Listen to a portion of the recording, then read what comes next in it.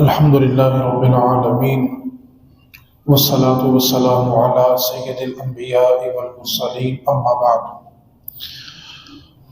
اعوذ باللہ من الشیطان الرجیم بسم اللہ الرحمن الرحیم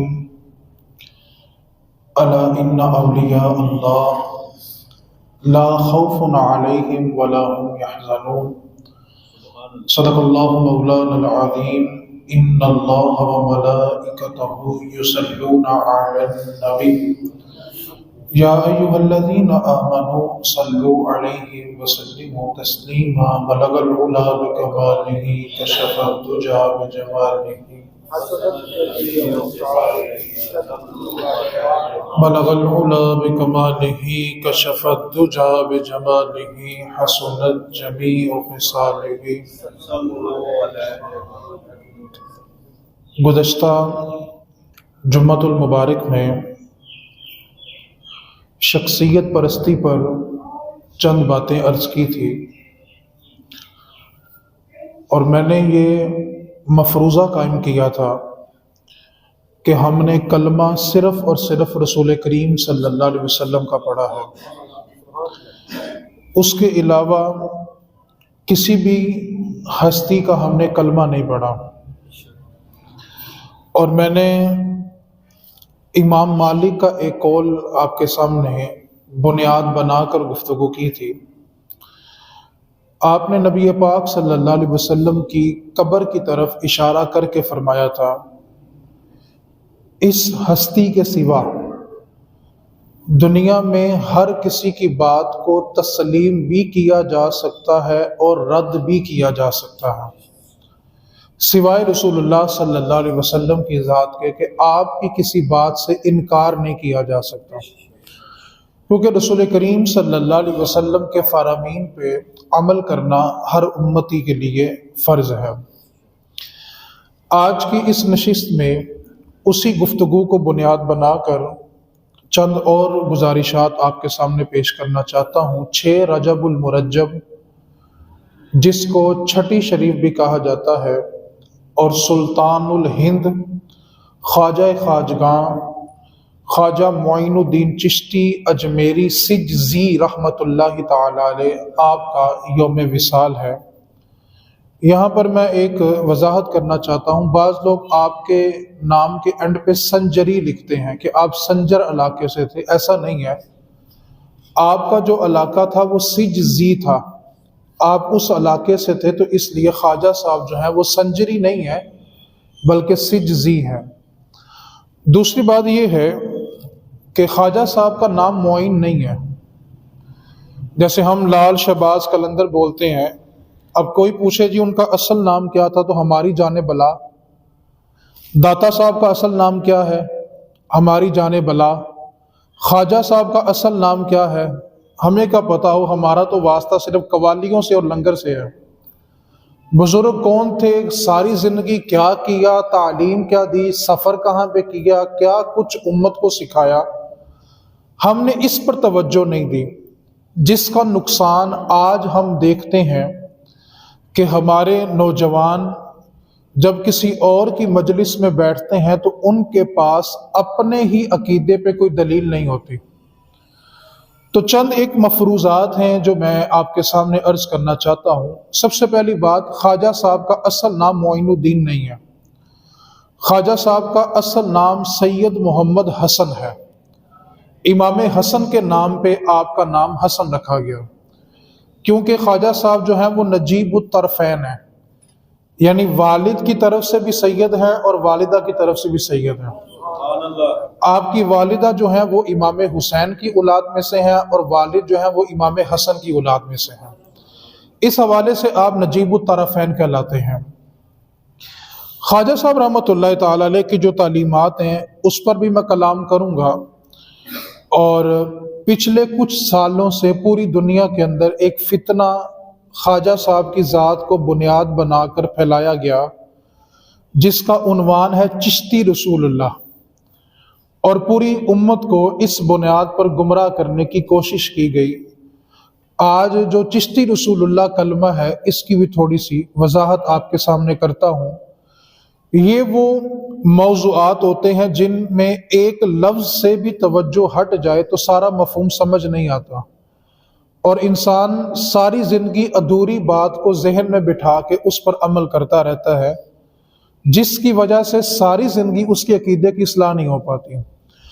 تو چند ایک چیزیں ایسی ہوتی ہیں جو مجلس کے آداب میں سے ہوتی ہیں، اور پہلا ادب یہ ہوتا ہے کہ جب بندہ آ کر بیٹھ گیا ہے تو پھر وہ آ جائے۔ جو آ کر بھی نہیں آتے وہ بڑے ظالم ہوتے ہیں۔ ایک بندہ آیا ہی نہیں ہے نا، کوئی بات نہیں، اچھا ایک آ گیا ہے، وہ آ کر پھر نہیں آیا، وہ بیٹھا یہاں پہ ہوا ہے، خیالات توجہ کہیں اور ہو، تو ساری زندگی اس کو بات کی سمجھ ہی نہیں آتی۔ اس لیے چند باتوں کی طرف آپ کی توجہ دلانا آج مقصود ہے۔ آپ سب احباب کے علم میں ہے جو 30 سے اوپر عمر رکھتے ہیں، ان کو میری بات جلدی سمجھ آئے گی۔ آپ کو یاد ہوگا آج سے 10-15 سال پہلے گھروں میں ایک پمفلٹ آتا تھا جس میں ایک کہانی لکھی ہوتی تھی، اور اس کے آخر میں یہ لکھا ہوتا تھا فلاں بندے نے اس کی اتنی کاپیاں کروا کے تقسیم کی تو راتوں رات اس کا کاروبار ترقی کی طرف چلا گیا، اور ایک بندے نے اس کو جھوٹ سمجھ کے پھاڑ دیا، پھینک دیا، رکھ دیا تو اس کو نقصان ہو گیا۔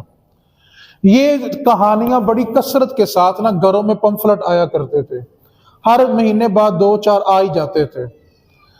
اور آپ کو یہ بھی یاد ہوگا کچھ لوگ گھروں میں پڑھاتے تھے 10 بیبیوں کی کہانی، مولا علی مشکل کشا کا معجزہ، مولا علی کی کہانی، یہ بڑے قصائد پڑھے جاتے تھے۔ آج سے صرف 10 سال پرانی بات میں کر رہا ہوں، تو اس کی بڑی کثرت ہوتی تھی۔ اب یہ چیزیں کم ہو گئی ہیں۔ اس کی وجہ کیا ہے؟ اس کی بنیادی وجہ یہ ہے کہ یہ جو 10 لوگوں کو کاپیاں کروا کے تقسیم کرنا تھا نا، یہ والا کام اب فیس بک نے اپنے ذمہ لے لیا، اور پوسٹ کے نیچے لکھا ہوتا ہے کہ لعنت بیچ کے 10 لوگوں سے شیئر کریں۔ مسلمان ہی اس کو شیئر کرے گا، جو مسلمان نہیں ہوگا وہ اس کو اگنور کر دے گا۔ اب آپ نے بڑی توجہ کے ساتھ ان چیزوں کو سمجھنا ہے۔ 1400 سال میں کبھی کسی کو چاند پہ نالین پاک بنا نظر نہیں آیا۔ یہ 20-25 سال ہو گئے ہیں ہر عاشق رسول کو چاند پہ نالین نظر آ رہا ہے۔ 1400 سال میں کبھی ایسا نہیں ہوا تھا کہ بکری کا بچہ پیدا ہوا تو اس کے پیٹ پہ محمد لکھا ہوا ہے۔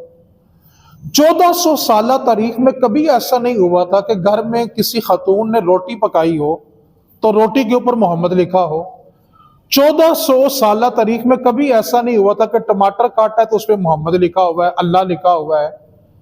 یہ 1400 سالہ تاریخ میں کبھی ایسا نہیں ہوا تھا۔ جب سے یہ فیس بک نے 1992 کے بعد اس نے عروج پکڑا، اور سن 2000 کے بعد اس نے گھر گھر میں اپنی جگہ بنانی شروع کی، تو پھر یہ لوگوں کو مختلف قسم کی چیزیں نظر آنے لگی۔ کسی کی روٹی پہ اللہ لکھا ہوا ہے، کسی کے جانور کے پیٹ پہ اللہ لکھا ہوا ہے، کبھی چاند پہ نالین بن جاتا ہے، کبھی چاند کے اندر لفظ محمد لکھا ہوتا ہے۔ تو بہت ساری چیزیں ہمارے سامنے آنے لگی، جبکہ 1400 سال میں ایسا نہیں ہوا تھا۔ اب اس کی حقیقت کیا ہے؟ یہ جب کرونا آیا تھا تب آپ نے ایک وبا اور سنی ہوگی کہ قرآن پاک کھولے، وہاں سے آپ کو بال ملیں گے، وہ بال آپ پانی میں ڈالیں، پانی میں مکس کریں اور وہ پانی پی لیں تو وہ مرض چلا جائے گا۔ ٹھیک ہے، یہ 1400 سال میں کبھی ایسا نہیں ہوا تھا، یہ جو پچھلے 30-35 سال سے ہو رہا ہے۔ اس کی اصل وجہ یہ ہے کہ جب اعتقاد، عقیدے کمزور ہو جاتے ہیں تو پھر ایسی جگہ اور ایسے جو چیزیں ہوتی ہیں وہ اپنی جگہ کو مضبوط کر لیتی ہیں، عقیدہ کمزور ہونے کی وجہ سے۔ اب فیس بک کے اوپر لکھا ہوا ہے کہ لعنت بیچ کے شیئر کرے، جو مسلمان ہوگا وہی شیئر کرے گا۔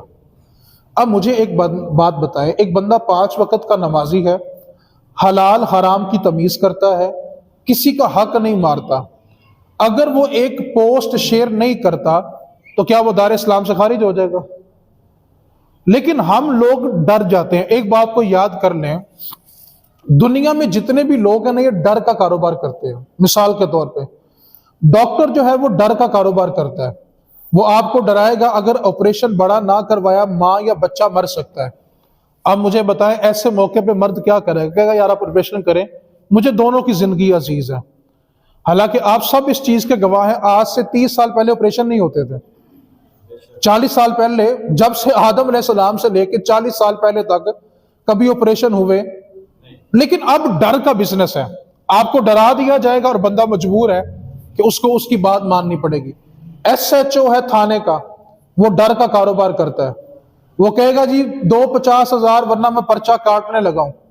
आप मुझे बताएं, आप देंगे कि नहीं देंगे? वकील और जज डर का कारोबार करते हैं, दो इतने पैसे वरना तुम्हारा केस और लंबा हो जाएगा, आपको देना पड़ेगा। इसी तरह मौलवी भी डर का कारोबार करते हैं, आमिल भी डर का कारोबार करते हैं। दो इतने बकरे इतने पैसे वरना और 2 जिन तुम्हारे घर भेज दूंगा। आप मुझे बताएं, जिन्नात को और कोई काम नहीं है, वो सारे हमारे घर के लिए फारे ही बैठे हुए थे। हालांकि जिन्नात की तादाद इंसान से 2 गुना ज्यादा है। अगर इंसान इस वक्त 7.5 अरब जिंदा है ना, तो 21 अरब से ज्यादा जिन्नात इस वक्त जमीन पर जिंदा है। उनकी शादियां भी होती हैं, उनके बच्चे भी पैदा होते हैं। जिस तरह इंसानों के अंदर मुख्तलिफ मज़ाहिब हैं, जिन्नात के अंदर भी मुख्तलिफ मज़ाहिब है। लेकिन हमारे यहां हर बंदा जो है वो डर का कारोबार कर रहा है, वो चाहे दीनदार हो चाहे दुनियादार हो। वो आने वाले को इस कदर डरा देते हैं कि सामने वाला कहता है कि अगर मैंने इसकी बात ना मानी तो मेरा वाकई नुकसान हो जाएगा। तो ये जो 1400 साल से हमें कभी चांद पे नालैन नजर नहीं आया, कभी पढ़ा नहीं, कभी सुना नहीं, ये अब ही क्यों शुरू हुआ? असल में हमारे यहां यूं होता है कि आजकल कमाई जो है वो फेसबुक से भी हो जाती है, यूट्यूब से भी हो जाती है। कुछ लोगों ने तस्वीर को बनाया, खुद बनाया और उसको मशहूर किया और वो लोगों में फैलाना शुरू कर दी, जिससे उनको कमाई होने लग गई। अब जो बात मैं सुना के अपने मौजू पे आ रहा हूं, उस पर आपने तवज्जो करनी है। आप में से कभी किसी शख्स ने वो शेर सुना हो जिसमें काफिरों ने नबी पाक सल्लल्लाहु अलैहि वसल्लम की गुस्ताखी की हो? कभी आपने वो शेर सुना हो कि काफिरों ने ये शेर नबी पाक की गुस्ताखी करते हुए लिखा था? कभी किसी किताब में पढ़ा हो, कभी किसी की जुबान से सुना हो? नहीं सुना। क्यों? कि वो शेर ना किसी किताब में मौजूद है, ना किसी को जुबानी याद है। उसकी वजह भला क्या है? सहाबा किराम रज़वानुल्लाहि ताला अलैहिम अजमाइन ने जिस जगह वो अशआर सुने उसी जगह दफन कर दिए, आगे किसी और को नहीं सुनाए। ये सबसे बड़ी बुनियादी वजह थी कि वो बातें, वो गालियां, वो अशआर जो कुफ्फार ने नबी पाक को कहे थे, वो आज उम्मत तक नहीं पहुंचे। क्यों? ये सहाबा की दानाई थी, हिकमत थी कि जहां पे सुनी वहीं पे दफन कर दी और वह आगे उम्मत में मुंतकिल नहीं हुई। आज गुस्ताखी एक बंदा करता है और 24 घंटे में उसकी वीडियो को अगर करोड़ों लोग देखते हैं ना, तो उसको शेयर करने वाले काफिर नहीं होते, मुसलमान होते हैं। आप मुझे एक बात छोटी सी बता दें, अल्लाह ना करे कभी ऐसा मौका आए आपके वालिद को कोई गंदी गाली निकाल दे। आप मुझे बताएं, आप जब किसी को भी बात सुनाएंगे कि फलां ने मेरे वालिद को गाली निकाली है, तो क्या वो लफ्ज बोल सकते हैं जो उसने आपके बाप को बोले थे? किसी को सुनाने के लिए भी आप अपने वालिद के लिए वो लफ्ज बोलोगे? नहीं बोलोगे, क्योंकि गैरत का तकाजा यह है कि हम अपने सगे बाप, वालिदा के लिए, बहन भाइयों के लिए वो लफ्ज बोल सकते। और नबी पाक के लिए गैरत तो बढ़ के होनी चाहिए, क्योंकि दीन की बुनियाद यह है कि जब तक तुम माँ बाप, अहलो अयाल, माल और जान से बढ़ के रसूलुल्लाह से प्यार ना करो, तुम्हारा ईमान मुकम्मल ही नहीं है। माँ बाप की गुस्ताखी हो जाए तो वो लफ्ज मजलिस में बैठ के, बरादरी में बैठ के कोई नहीं बोलता, और किसी ने नबी पाक के बारे वो लफ्ज बोले हो तो उसको फेसबुक पे शेयर करने वाले काफिर नहीं होते, सारे मुसलमान ही होते हैं। आज हम तक गुस्ताखियां नहीं पहुंची तो उसकी वजह यह थी कि सहाबा ने उसको रिवायत ही नहीं किया। और एक बात को और याद कर ले, कई सहाबा किराम ऐसे गुजरे हैं जिन्होंने नबी पाक से हदीस सुनी तो है लेकिन उसको रिवायत नहीं किया। जब उनसे पूछा गया कि आप हदीसें सुनते हैं तो आगे बयान क्यों नहीं करते, तो फरमाने लगे क्योंकि नबी पाक सल्लल्लाहु अलैहि वसल्लम का फरमान है, जिसने मेरी जात की तरफ झूठ मंसूब किया, ऐसी बात कही जो मैंने नहीं कही, ऐसी बात करने वाला अपना ठिकाना जहन्नम में तैयार रखे। झूठी हदीस बयान करने का अंजाम यह है। कई सहाबा ने हदीसों को रिवायत ही नहीं किया, لیکن آج ہمارے ہاں کیا ہے، فیس بک کے اوپر ایک لفظ پڑھ لیا، سچا ہے یا نہیں ہے، اس کو شیئر کر دیا۔ اب مجھے ایک بات بتائیں، صحابہ تو اس ڈر سے حدیث بیان ہی نہیں کر رہے کہیں ایسا لفظ ہماری زبان سے نہ نکل جائے جو رسول کریم نے ادا نہیں کیا، اور ہم وہاں فیس بک کے اوپر جا کے جو تصدیق شدہ ہی نہیں ہے، ہاں کوئی ادارہ پوسٹ بنا کے آپ کو دے رہا ہے جو تصدیق شدہ ہے، جس کے علماء اتھینٹک ہے، تصدیق شدہ کام کرتے ہیں، وہ تو ٹھیک ہے، لیکن ہمارے ہاں غیر تصدیق شدہ باتیں اتنی عام ہو گئی کہ لوگوں نے ان کو سچا تصور کر لیا۔ جیسے مثال کے طور پہ اب نقصان یہ ہوا کہ ہم نے عقیدہ علماء کی بجائے قوالوں سے لینا شروع کر دیا۔ اب قوالی والا کہہ رہا ہے کہ بلال حبشی نے اذان نہ دی تو صبح سورج طلوع ہی نہ ہوا، حالانکہ تاریخ میں ایسی کوئی بات ہی نہیں ہے، ایسی کوئی حدیث ہی نہیں ہے، یہ سراسر جھوٹ ہے، لیکن قوال پڑھتا جا رہا ہے، عوام اس پہ نوٹ پھینکتی جا رہی ہے اور اس پہ جھومتی جا رہی ہے، حالانکہ حقیقت سے اس کا دور دور کا واسطہ ہی کوئی نہیں ہے۔ پھر یہ کہہ دیا جی اویس کرنی نے اپنے دندان کو شہید کیا تو اللہ نے ان کے لیے کیلے کا پھل نازل کر دیا، اس کی کوئی حقیقت ہی نہیں ہے۔ ایسی کثیر احادیث ہیں جن کا حقیقت کے ساتھ کوئی تعلق نہیں ہے، جیسے حدیث ہے مومن کے جھوٹے میں شفا ہے، ایسی کوئی حدیث نہیں ہے، لیکن ہمارے ہاں اتنی کثرت پا گئی یہ چیزیں کہ ہم نے ان کو سچ سمجھنا شروع کر دیا۔ جس سیدہ زہرا پاک صفائی کر رہی تھی، ذرا سا دوپٹہ آپ کا اوپر ہوا، ایک بال نظر آیا تو دوپہر کو سورج غروب ہو گیا، کوئی حدیث نہیں ہے۔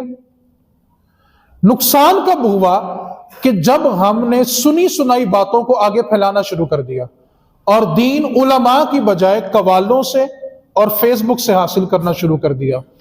اب رہا مسئلہ کہ جب اتنی باتیں حدیث کے اندر جھوٹ شامل ہو سکتی ہیں تو کسی بزرگ کی کتاب میں کیوں نہیں ہو سکتی؟ یہ جتنی میں نے تمہید باندھی ہے وہ چشتی رسول اللہ جو کلمہ جس کو بنیاد بنا کر کچھ لوگوں نے اپنی دکانداری سے کافی سودا بیچا اور پوری دنیا کے اندر انہوں نے اپنی دکان کو چمکایا اور سودا بیچتے رہے، وہ پھکی بیچتے رہے۔ اب تھوڑی سی باتوں کو آپ نے توجہ کے ساتھ سمجھنا ہے۔ سب سے پہلے اہل سنت و جماعت کا عقیدہ سن لیں۔ سیدی اعلیٰ حضرت نے فتاوی رضویہ کے اندر جلد نمبر 15 میں اور 22 میں دونوں میں لکھا ہے، جو شخص بھی نبی پاک صلی اللہ علیہ وسلم کے علاوہ کلمہ اپنا پڑھوائے یا خود پڑھے، دونوں صورتوں میں وہ دار اسلام سے خارج ہے، اور اس نے زندگی میں جتنے نیک اعمال کیے تھے سارے تباہ ہو گئے، اس کے پلے کچھ نہیں رہا۔ یہ ہے عقیدہ، جو کلمہ پڑھے یا پڑھائے دونوں صورتوں میں یکفرہ، وہ دار اسلام سے خارج ہے، اور جتنے نیک اعمال وہ اپنی سابقہ زندگی میں کر چکا تھا وہ سارے کے سارے اس کے برباد ہو گئے ہیں، اس کے پلے اب کچھ نہیں رہا۔ یہ پہلے عقیدہ ذہن میں رکھیں۔ اب دوسری بات میں آپ سے کرنا چاہتا ہوں۔ سب سے پہلی بات، خواجہ صاحب نے ساری زندگی اپنے نام کے ساتھ چشتی نہیں لکھا۔ کیا کہا جی میں نے؟ کس کی بات کر رہا ہوں جی میں؟ خواجہ صاحب کا نام کیا جی؟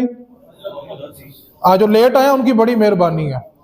یہ آپ کے لیٹ آنے لوگوں نے نا، جنہوں نے آدھی باتیں سنی ہوتی ہیں وہ اسی طرح رہ جاتی ہیں۔ خواجہ صاحب کا اصل نام معین الدین نہیں ہے، سید محمد حسن ہے آپ کا نام۔ کیا نام ہے جی؟ محمد حسن نام ہے۔ داتا صاحب کا نام بھی داتا صاحب نہیں ہے، علی بن عثمان ہے، ٹھیک ہے۔ شباز قلندر کا نام شباز قلندر نہیں ہے، عثمان ہے، ٹھیک ہے۔ یہ تو پھر بزرگوں کی بات ہے۔ اگر میں اسی مجلس میں پوچھ لوں کہ نبی پاک صلی اللہ علیہ وسلم کو فرشتے کس نام سے پکارتے ہیں تو ہم نے آدھوں نے چہرہ ویسے نیچے کر لینا ہے کہ میرے والی اشارہ نہ کر دیں۔ ہمیں کیا لگے اس بات سے جی؟ ہم تو صرف قوالی سنیں گے، دمالے ڈالیں گے، لنگر کھائیں گے اور اپنے آپ کو عاشق ثابت کریں گے۔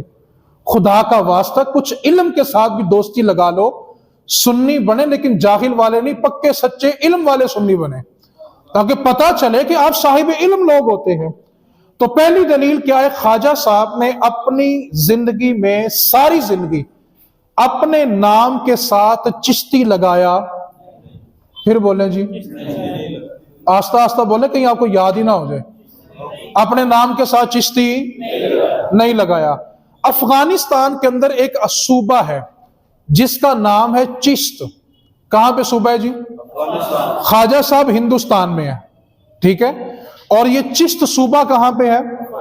ابھی آپ گوگل پہ جا کے سرچ کریں کہ افغانستان کے صوبے، وہاں پہ آپ کو ایک صوبہ ملے گا جس کا نام ہے چشت۔ خواجہ صاحب کے کچھ مرید اس علاقے میں رہتے تھے جو افغانستان میں چشت کا علاقہ ہے۔ اب دیکھیں نا، جیسے ہم لاہور میں رہتے تو ہم لاہوری کہلائیں گے، ملتان میں رہنے والے ملتانی، قصور میں رہنے والے۔ تو لوگ اپنے ناموں کے آخر میں اپنے جو علاقے ہوتے ہیں ان کی پہچان کے لیے وہ نام لگا لیتے ہیں، تاکہ پہچان ہو کہ یہ کس علاقے سے آئے ہیں، جیسے لاہوری ہو گئے، ملتانی ہو گئے، قصوری ہو گئے، ٹھیک ہے، تو یہ جوڑ لیا جاتا ہے۔ اب خواجہ صاحب کے جو مرید چشت میں افغانستان میں رہتے تھے، سب سے پہلے خواجہ صاحب کے وصال کے کئی سال بعد انہوں نے اپنے ناموں کے آگے چشتی لکھنا شروع کیا، اور وہ خواجہ صاحب کے خلیفہ بھی تھے۔ پھر جب ان خلفاء نے آگے بیعت کرنا شروع کی تو پھر جو جو ان کا مرید بنتا گیا وہ اپنے نام کے ساتھ چشتی لکھتا گیا۔ تو پہلی دلیل تو یہ ہے خواجہ صاحب کے یہ کلمہ نہ پڑھانے کی کہ خواجہ صاحب نے ساری زندگی اپنے آپ کو چشتی لکھا۔ یہ کس نے لکھا ہے؟ کئی سو سال کے بعد آپ کے، اور ان کی وجہ کیا تھی کہ وہ کس علاقے میں رہتے تھے؟ چشت میں رہتے تھے، وہاں سے چشتی بنے۔ نمبر 2، آپ تھوڑی سی توجہ کریں گے تو بات سمجھنی تھوڑی آسان ہو جائے گی۔ چشتی میں جو چے ہے، آپ کے علم میں ہے کہ عربی زبان میں لفظ چے نہیں ہوتا، ٹھیک ہے، الف با تا ثا جیم ہا خا دال زال، چا ہوتا، چے ہوتا۔ اچھا، لا الہ الا اللہ، یہ کون سی زبان ہے جی؟ رسول اللہ، اور درمیان میں چشتی، یہ تو عربی زبان ہی نہیں ہے، یہ تو کلمہ بنتا ہی نہیں ہے، ٹھیک ہے۔ دوسری دلیل کیا ہے کہ چشتی عربی زبان کا لفظ، کیونکہ عربی زبان میں چے نہیں ہوتا۔ تیسری بات یہ ہے، جیسے میں نے آپ کو چند مثالیں دی کہ کچھ لوگوں نے احادیث کے اندر بھی کذب بیانی کی، جھوٹی باتوں کو شامل کر دیا۔ جن کتابوں کا حوالہ دے کر کچھ لوگ اپنی دکان چمکا کے یہ کہنا چاہتے ہیں کہ یہ چشتی رسول اللہ کلمہ ہے، وہ جتنی کتابیں ہیں ان میں سے ایک کتاب بھی خواجہ صاحب نے نہیں لکھی، ایک کتاب بھی خواجہ صاحب کے خلفاء نے نہیں لکھی۔ اب مثال کے طور پہ کتاب کوئی بندہ لکھتا ہے اور وہ مارکیٹ میں جا کے کسی کے نام سے چھپوا دیتا ہے، تو اب مجھے بتائیں جس کے نام سے چھاپی گئی اس کا قصور کیا ہے؟ یہاں تو لوگ نے نبی پاک صلی اللہ علیہ وسلم کی ذات کے ساتھ جھوٹ منسوب کر دیے۔ اولیاء تو بہت بات کی بات ہے، جب نبی پاک صلی اللہ علیہ وسلم کی احادیث کے اندر کذب بیانی کی جا سکتی ہے تو اولیاء کے ساتھ کسی بات کو منسوب کرنا تو مشکل کام ہی نہیں ہے۔ اسی طرح خواجہ صاحب رحمت اللہ تعالی علیہ کے نام کے ساتھ جتنی ایسی باتیں کی گئی ہیں ان کا ان کی ذات سے تعلق ہی نہیں، کیوں کہ وہ ان کے وصال کے کئی سو سال بعد لکھی گئی ہیں، اور کسی بات کے صحیح ہونے کی دلیل یہ ہوتی ہے کہ لکھنے والے سے لے کر اور جس کے نام سے لکھی جا رہی ہے درمیان میں جتنا عرصہ ہے وہ ہمیشہ معتمد اعتماد والے لوگوں کے پاس نہیں ہو۔ اب کس کے پاس یہ دلیل ہے کہ جو کتابیں خواجہ صاحب کے نام سے منسوب کی گئی ہیں وہ خواجہ صاحب نے لکھی ہیں کہ نہیں لکھی؟ تو جب احادیث کے اندر جا کے لوگ 2 نمبری کر سکتے ہیں تو اولیاء کے ساتھ کیوں نہیں کر سکتے؟ ٹھیک ہے، تو سب سے بڑی دلیل کیا؟ خواجہ صاحب نے ساری زندگی اپنے نام کے ساتھ چشتی لکھا۔ اس کی وجہ بلا کیا بنا؟ ہمارے جاہل قسم کے خطبہ، ہوا یہ کہ ہم نے پیسہ دیا کانوں کی لذت کے لیے۔ میں بڑے وثوق سے ممبر رسول پہ ببانگ دہل بغیر کسی کے ڈر سے کہا کرتا ہوں، ہم نے بہت سارے لوگوں نے دین کو اپنے کانوں کی لذت کا نام دیا ہوا ہے۔ کانوں کی لذت پوری ہو جائے، چسکا پورا ہو جائے، مزہ آ جائے، سمجھ چاہے کچھ آئے یا نہ آئے، کانوں کی لذت پوری ہونی چاہیے۔ یہ جو کانوں کی لذت والا معاملہ تھا اس نے دین میں بہت سارا بگاڑ پیدا کر دیا۔ ہم نے ایسے خطباء کو ممبر رسول دے دیا جن کا دین کے بنیادی علوم کے ساتھ دور دور کا کوئی واسطہ ہی نہیں تھا۔ مزے کی بات یہ ہے کہ آپ ان سے حدیث کی 6 بڑی کتابوں کے صحیح نام پوچھ لیں، صحیح بخاری، بخاری کا اصل نام نہیں ہے یہ، مختصر بولا گیا ہے، بخاری کا اصل نام تو پورا ہے ہی نہیں ہے یہ۔ آپ ان سے یہی پوچھ لیں بھائی جو آپ نے حدیث کی سب سے مشہور کتاب بخاری ہے نا، اس کا صحیح نام بتا دیں، نہیں پتا۔ ہم لوگوں نے جب ممبر ایسے لوگوں کے حوالے کر دیا جن کی دین پر گرفت نہیں تھی، پھر انہوں نے جو سنایا ہم نے وہ سنا بھی اور آگے بیان بھی کیا۔ اس کی وجہ یہ ہے، ہم اگر علاقے میں کوئی چھوٹا مکینک بلائیں گے تو وہ ہمارا کام 200 کا بھی کر دے گا۔ اگر ہمیں انجینئر چاہیے، کاریگر چاہیے، وہ کہے گا جی میری فیس 2000 روپیہ ہے، ہم 2000 نہیں دیں گے، 200 والے سے بیڑا گرک کو ضرور کروا لیں گے۔ یہ بات بیان کر کے میں یہ نہیں کہہ رہا کہ مہنگا دیندار بلاؤ، سمجھانا یہ چاہ رہا ہوں کہ اگر ہم اپنی چیز بچانے کے لیے 2000 خرچ سکتے ہیں کہ اچھا انجینئر آئے گا تو ہماری لاکھوں کی چیز بچ جائے گی، تو میں یہ کہنا چاہتا ہوں آپ نے دین کے بارے میں اتنا سستا بازار کیوں لگا دیا؟ افسوس یہ ہوا کہ جو پڑھے لکھے لوگ تھے وہ غریب بھی رہ گئے، اور جو جاہل قسم کے خطابات ہیں انہوں نے ایک ایک رات کے 50,000 بھی لیے اور امت کے عقیدوں کا بیڑا غرق بھی کیا۔ مجھے افسوس ان خطابات پہ نہیں ہوتا، افسوس ان کو بلانے والوں پہ ہوتا ہے کہ بلانے والوں کا معیار کیا ہے۔ جیسے ہمارے اس وقت جو دور کے بڑے بڑے خطباء ہیں جو اچھا کام کر رہے ہیں، صحیح العقیدہ بھی ہیں، لوگ ان کا بیان بھی رکھ لیتے ہیں اور ساتھ طبلے بجانے والے نعت خوان بھی رکھ لیتے ہیں کہ اچھے عالم سے بیان بھی سن لیں گے اور کانوں کا چسکا بھی پورا کر لیں گے۔ جب دین داروں نے مزاج یہ بنا لیا تو مجھے بتائیں اس کی اصلاح کیا ہوگی؟ اب سلسلہ چشت کے اندر قوالی مشہور ہے، اور سلسلہ چشت کے اندر قوالی نے بہت عروج پایا کیونکہ خواجہ صاحب نے آ کے اس کی بنیاد رکھی تھی۔ قوالی کی مخالفت نہیں ہے، کیا کہا ہے جی میں نے؟ پھر بولے جی، قوالوں کی مخالفت کرنے لگا ہوں۔ اب لوگ کہتے ہیں جی خواجہ صاحب نے قوالی سنی، مولویوں کو کیا تکلیف ہے؟ میں نے کہا تکلیف نہیں ہے، خواجہ صاحب نے جو کام کیے پہلے تم بھی کر لو، بعد میں بیٹھ کے قوالی بھی سن لینا۔ اب نماز ایک نہیں پڑھیں گے اور کہیں جی خواجہ صاحب کی قوالی پہ جا رہے ہیں، بیڑا غرق کر دیا قوالوں نے ہمارے عقیدوں کا۔ میں کہتا ہوں قوالی سننی ہے، داتا صاحب نے کشف المحجوب کے اندر جو شرائط لکھی ہیں قوالی سننے کی، وہ شرائط پوری کرو، اس کے بعد قوالی کو سن لو۔ سلسلہ چشت کے سب سے بڑے بزرگ خواجہ صاحب کے مریدوں میں وہ نظام الدین اولیاء آتے ہیں۔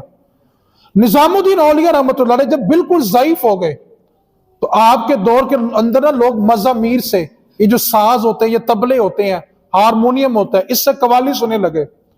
تو آپ نے اپنے مرید کو بلایا اور کہا کتاب لکھ قوالی کے خلاف۔ کس نے کتاب لکھوائی جی؟ سلسلہ چشت کے بڑے بزرگ نظام الدین اولیاء۔ اور آخر میں جملہ بلا کیا لکھا؟ جس طرح قوالی آج شروع ہو گئی ہے، اس قوالی کو سننا اسی طرح حرام ہے جس طرح زنا کرنا حرام ہے۔ یہ سلسلہ چشت کا فتویٰ ہے۔ آپ قوالی سنیں لیکن وہ شرائط کے اوپر آئیں جو شرائط داتا صاحب نے لکھی ہیں۔ اب قوالی کی شرائط بلا کیا ہے؟ سب سے پہلی شرط یہ ہے جس مجلس میں قوالی ہو رہی ہے وہاں پہ ایک کامل بزرگ، کامل پیر ہو، باشرہ پیر ہو، جو داڑھی منڈوا کے گندی نالی میں باتا ہو، باشرہ نہیں ہوتا۔ پہلی شرط کیا ہے جی؟ وہاں پہ پیر کون سا ہونا چاہیے جی؟ اگلی شرط سنے تو قوال سارے ہی مر گئے۔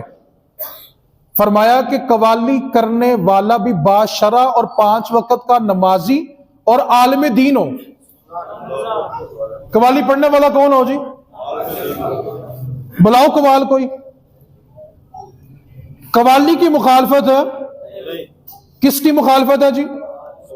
کیونکہ بیڑا گر کس نے کیا؟ اب تو اللہ ماشاءاللہ لوگوں نے وہ جو خسروں کا ناچ گانا ہوتا تھا، کنجر خانہ ہوتا تھا تیل مہندیوں پہ، وہ چھوڑا، اس کا آلٹرنیٹ قوالی نائٹ رکھ لی۔ بے پردہ عورتیں، آدھے لباس والی عورتیں قوالوں کو جا کے ویلے دے رہی ہیں، اور وہ سامنے کیا پڑھ رہا ہے؟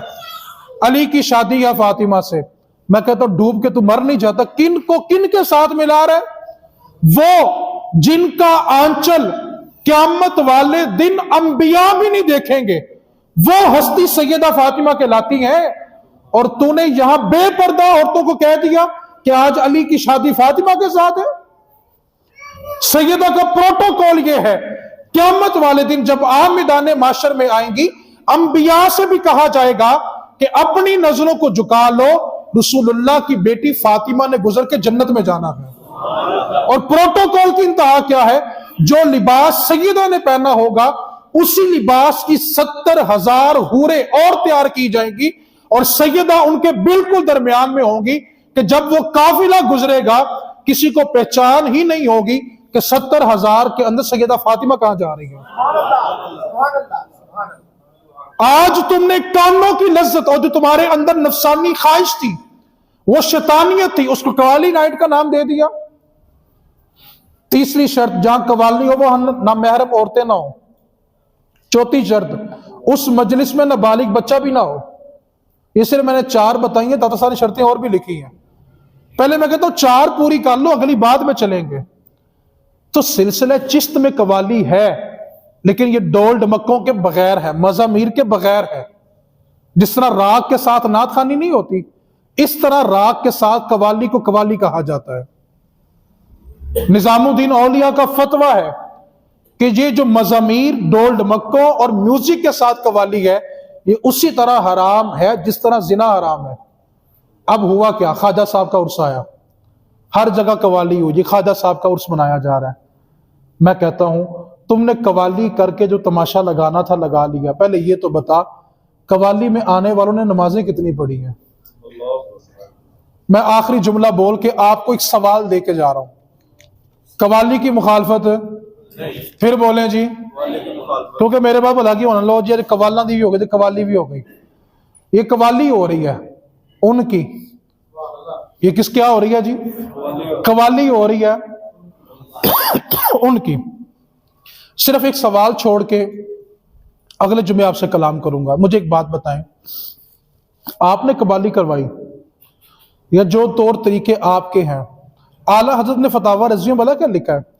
कहा मिज़ारात पे जाकर तुम्हारी दुआएं अब इसलिए कबूल नहीं होती और बुजुर्गों से फैज इसलिए नहीं मिलता कि तुमने वहां पे गैर शरई काम शुरू कर दिए। बुजुर्ग तुमसे नाराज हैं। अब सवाल मेरा ये है, सबसे है, बड़े पक्के ठक्के सुन्नियों से, पक्के ठक्के चिश्तियों से। अब लोग देखो जी चिश्तियों के खिलाफ बोलते हैं, बुजुर्गों के खिलाफ बोलते हैं। मैं बेशर्मो, पूरी बात को सुना करो, बात क्या हो रही है। सवाल मेरा ये है, आज तक मुझे बताएं जी 100 साल के अंदर कितने लोग ऐसे हैं जो कवाली सुन के मुसलमान हुए हैं या सुन्नी हुए हैं? अगला सवाल भला क्या है? आपको अपने ही इलाके में कई लोग मिल जाएंगे जो कवाली और दरबारों की हरकतें देख के सुन्नियत छोड़ गए हैं। जिन बुजुर्गों के नाम पे तुमने कवाली का ये ढोंग रचाया, क़यामत वाले दिन वो तुम्हारा गिरेबान पकड़ेंगे कि हमने लोगों को खींच खींच के सुन्नियत में, इस्लाम में दाखिल किया, और तुमने हमारे नाम ले लेके वो काम किए कि लोग सुन्नियत से इस्लाम को छोड़ के चले गए। सवाल है कि 50 लोग भी बता दो 100 साल के अंदर, सिर्फ 50 लोग जिन्होंने कवाली सुन के कलमा पढ़ा हो, कवाली सुन के सुन्नियत कबूल की हो, लेकिन आपकी हरकतें देख के लोगों ने सुन्नियत जरूर छोड़ी है, वो बदअकीदा जरूर हुए। क्यों? हमने अपनी नफसानी ख्वाहिशात को इस्लाम का नाम दे दिया। खुदा के वास्ते, खुदा के वास्ते, बुजुर्गों ने जो मेहनत की है उसके ऊपर पानी ना फेरे, बड़ी मुशक्कत बर्दाश्त की है उन्होंने। मेहरबानी करें, थोड़ा सा अपने आप के ऊपर कंट्रोल करें और इस्लाम और दीन को कानों की लज्जत का नहीं, मुस्तफ़ा के दीन का नाम दें। पता चले कि आप दीन समझ के उठे हैं। अल्लाह करीम की बारगाह में दुआ करते हैं, अल्लाह ताला आपके सदके मुझे भी अमल की तौफीक दे, और जिनकी कवाली हुई है अल्लाह को कवाली से परहेज करने की तौफीक अता फरमाए।